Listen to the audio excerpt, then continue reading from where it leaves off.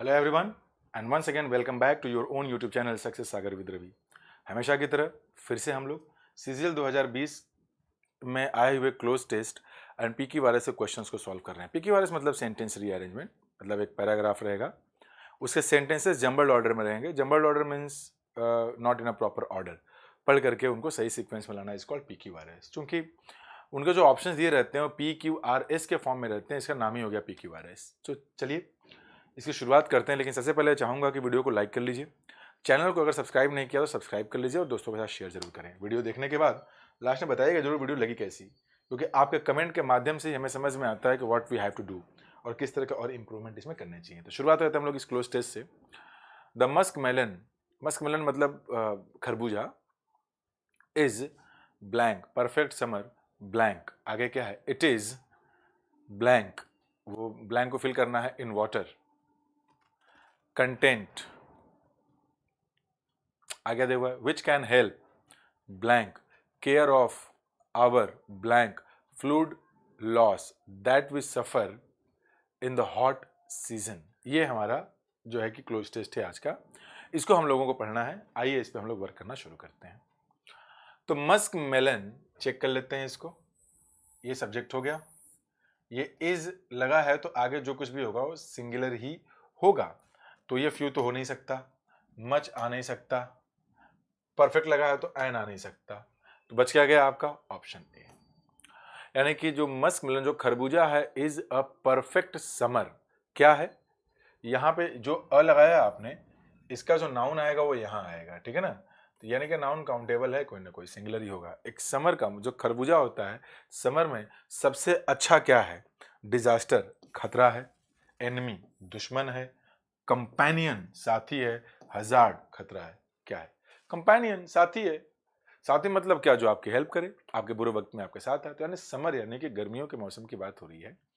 क्या होता है कि डिहाइड्रेशन होता है, लू वगैरह सन स्ट्रोक लगते हैं, हीट बहुत ज़्यादा होता है, तो आपको बॉडी में पानी की आवश्यकता बहुत ज़्यादा होती है। जैसे खीरा खाइए, ककड़ी खाइए, तरबूज खाइए, खरबूजा खाइए, ये सब चीज़ें अगर आप खाते हैं तो बॉडी में जो है कि पानी की कमी होती नहीं है, मेंटेन रहते हैं। तो वही चीज़ यहाँ पे लिखा गया है कि जो मस्क मिलन है वो एक परफेक्ट समर कंपेनियन, मतलब किसी भी इंसान का एक बहुत ही अच्छा साथी हो सकता है, ठीक है। It is in water content which can help. अब देखिए ये है क्या? It is wide in water content, it is lengthy in water content, it is poor in water content, it is rich in water content. इसके पहले जो set number हम लोगों ने, आई थिंक ये सेट नंबर 14 15 है जो भी है, इसके पहले के पहले सेट नंबर 12 में हम लोगों ने एक टर्म डिस्कस किया था, रिच इन। आप लोगों को याद होगा, इसको मैं पूरा लिख देता हूं, पूरा का पूरा एक पेज ही ले लेता हूं पूरा, और इस पेज को पहले मैं बदल दूं क्योंकि शायद यूट्यूब पे बढ़िया से बैकग्राउंड न दिखाई दे। तो एक लिख लेता हूं यहां पे मैं, if something something is rich in something else. मान लेते हैं कि अगर कोई चीज है आपके पास, उसको हम बोल रहे हैं कि ये रिच, जो कि एक एडजेक्टिव है, रिच इन समथिंग एल्स। तो ये जो चीज है ये रिच इन समथिंग एल्स है, तो इसका ये मतलब है ये वाली जो चीज है इसके अंदर इसकी मात्रा बहुत ज्यादा है। समझ आई बात? तो अब यहां पे आप आइए जरा पीछे अपने, कहां गया, यहां से आएंगे। ये देखिए यहां दिया हुआ है कि इट इज, ये इट इज किसके लिए? इट एक प्रोनाउन है तो ये लगा होगा मस्क मिलन यानी खरबूजा के लगा हुआ है। तो खरबूजा है क्या? इट इज रिच इन, क्या है ये? रिच इन, क्योंकि इसमें पानी की मात्रा ज्यादा होती है। It is rich in water content, मतलब वाटर की मात्रा, पानी की मात्रा बहुत ज्यादा होती है, रिच इन। तो मैंने ये बताया था ना, if something is rich in something else, यानी कि ये वाली चीज इसके अंदर बहुत ज्यादा होती है। यानी कि इसका मतलब है कि the muskmelon is rich in, यानी मस्क मेलन में वाटर की मात्रा बहुत ज्यादा होती है। अच्छा, ये जो वाटर कंटेंट ज्यादा होती है, क्या मतलब है आपका? विच कैन हेल्प, जो हेल्प कर सकती है। तो हेल्प के बाद जो वर्ब हम यूज करते हैं, या तो वो two plus the first form of the verb होता है, या फिर वो सिर्फ first form of the verb होता है, या इन लग करके वर्ब की आईएनजी फॉर्म। तो हेल्प के बाद हम ये तीन पैटर्न यूज कर सकते हैं। तो अब यहाँ चेक करते हैं जो कि हेल्प कर सकती है किस चीज में। चौथे में आगे क्या? तो आगे चलते हैं। ये रहा फोर्थ में ना, इज अ था यहाँ, दोबारा लिख दूं मैं इसको, summer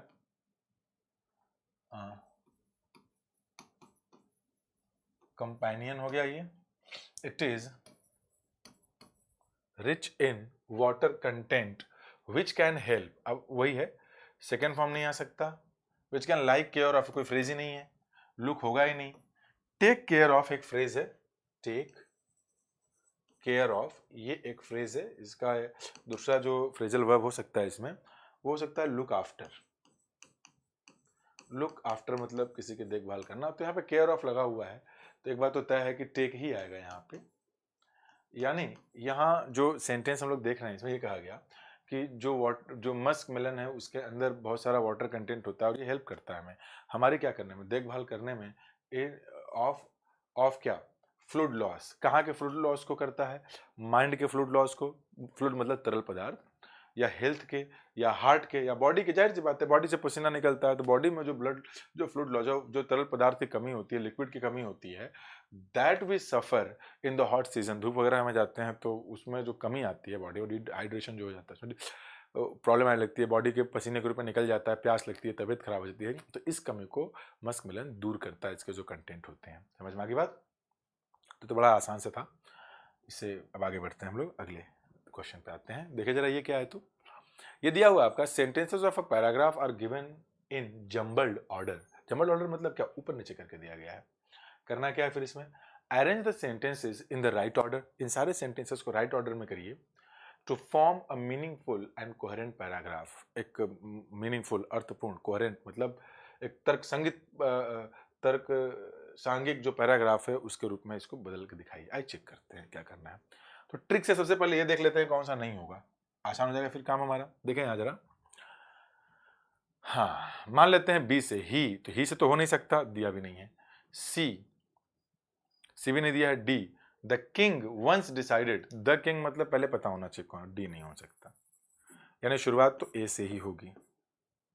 there lived a foolish king in a large kingdom, मतलब कि एक बहुत ही बेवकूफ, एक बहुत ही बड़े किंगडम में, साम्राज्य में एक बेवकूफ राजा रहा करता था, मतलब लल्लू राजा रहा करता था। आगे देखते हैं क्या होगा, ए के बाद बी आएगा कि सी आएगा कि डी आएगा। अब देखिए यहाँ पे है क्या कि किंग के बारे में यहाँ बात हुई है, यहाँ देखिए आर्टिकल द लगा है, तो ये द ही वाला आएगा पहले, ये बन गया ए डी, और कहीं है ना तो कट गया, यानी ऑप्शन तो वही होगा। लेकिन पढ़ के इसकी मीनिंग भी निकाल लें।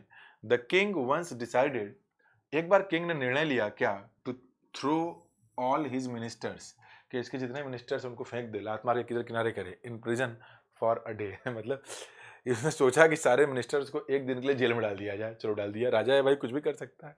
आ गया, अब बी ही आएगा। ही थॉट, किसने सोचा, राजा ने क्या सोचा कि it will be a good joke, ये एक अच्छा जोक होगा। पहली बात तो ये कि थॉट लगा है तो यहाँ वुड होना चाहिए, विल हम तब यूज करते हैं जब प्रेजेंट की बात हो, तो यहाँ पे थॉट लग गया तो पास्ट हो गया, अगर वो पास्ट हो गया तो फिर यहाँ विल न लगा करके वुड लगाइए, वुड उसे ही बनेगा। ठीक है, कोई मतलब नहीं, समझ में तो आ गया। राजा को ऐसा लगा कि अगर वो उनको जेल में डाल देगा एक दिन के लिए तो एक बहुत अच्छा जोक होगा। फिर सी ही है इसके बाद, ही डिड नॉट रियलाइज, क्योंकि डिड लगा है तो वर्ब की बेस फॉर्म में यहाँ यूज करना है आपको। उसने ये रियलाइज भी नहीं किया दैट कि what he thought of as a joke, जिस चीज को उसने सोचा कि एक जोक के रूप में होगा, एक मजाक होगा, वुड कॉस्ट हिम, जो भी उसने सोचा वुड कॉस्ट हिम हैवीली, उसको उसकी बहुत भारी कीमत चुकानी पड़ेगी।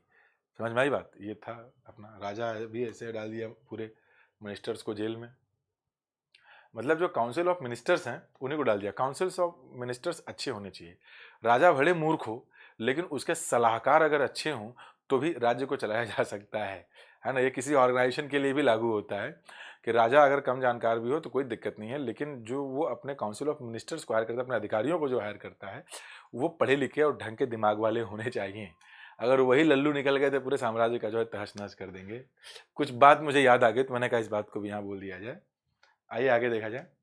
क्वेश्चन नंबर 2, इसमें क्या है आपका, ये भी वही है आपका, sentences of a paragraph are given below in jumbled order, arrange the sentences in the right order to form a meaningful and coherent paragraph. अब चेक कर लेते हैं इसमें।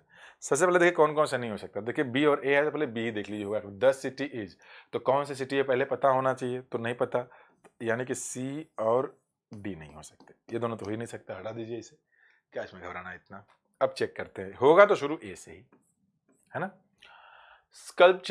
Sculpture and painting form an integral part of temple architecture।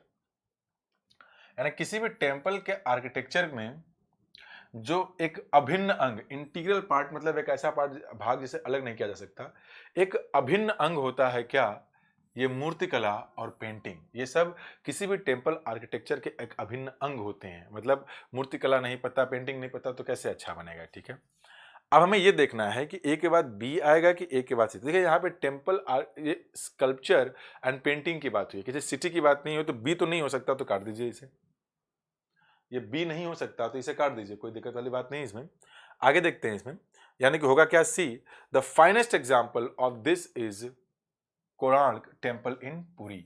मतलब पुरी में जो Konark temple है वो इसका, मतलब ये जो टेम्पल आर्किटेक्चर का स्कल्पचर एंड पेंटिंग का एक बहुत ही जबरदस्त बढ़िया एग्जाम्पल है। सी बी देखिए, फिर बी आएगा। अच्छा, ये पर्टिकुलर सिटी हो गया। अब वहां पे आएगा city. The city is visited by thousands of curious people होना चाहिए, खैर ठीक है, जो लिखा है पढ़ लेते हैं, समझ में तो आ ही रहा है क्या लिखा है। मतलब बहुत सारे जिज्ञासुओं के द्वारा शहर को विजिट किया जाता है, टू सी, देखने के लिए, किसको, द टेम्पल को, कहाँ, in the form of a chariot, मतलब रथ के रूप में जो टेम्पल है उसको देखने के लिए भीड़ लगी रहती है। द चैरियट जो रथ होता है विद इमेज मतलब वेरी बिग व्हील्स, जिसमें चक्के बहुत बड़े बड़े व्हील्स जो लगे होते हैं, व्हील्स एंड हॉर्सेस जो बड़े बड़े होते हैं, इज कार्व्ड मतलब होता है नक्काशी करना। नक्काशी किए जाते हैं, किस चीज़ से किए गए हैं, स्टोन से किए गए हैं। तो वह तो बड़ा आसान सा यार, ये इसमें तो कोई दिक्कत वाली बात ही नहीं थी। चलिए ठीक है, हो गया ये। वीडियो कैसी लगी नीचे कमेंट बॉक्स में बताइएगा जरूर।